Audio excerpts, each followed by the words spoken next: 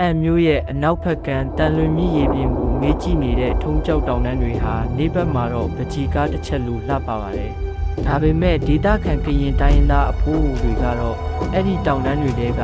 တောင်ဘီလူးလို့ခေါ်တဲ့တောင်ကုန်းတစ်ခုကိုလက်ညှိုးထိုးပြပြီးအမြဲတမ်းပေးလေးရှိကြတယ်။အဲ့ဒီတောင်ပေါ်မှာလူမနေတဲ့စေတီပြတ်တဆူရှိတယ်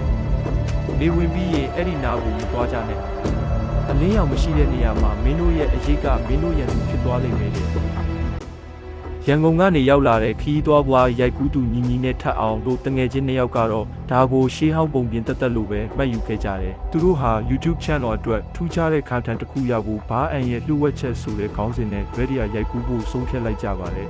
။ညနေ9နာရီခွဲချိန်နေအောင်ကြီးကတောင်တန်းတွေနောက်ကိုငုတ်ရှိုးတော့မဲ့အချိန်မှာသူတို့နှစ်ယောက်ဟာတောင်ပေါ်ကိုစတင်တက်ခဲ့ကြပါတယ်။လမ်းတစ်လျှောက်မှာငှက်တန်တွေတိတ်ဆိတ်သွားပြီးလေတူးကရုတ်တရက်အေးစိတ်လာခဲ့တယ်။တောင်ထိပ်ကိုရောက်တဲ့အခါခြုံတဲ့ပိတ်ပေါင်းတွေကြားမှာပြိုပြက်နေတဲ့စေတီဟောင်းတဆူကိုတွေ့လိုက်ရတယ်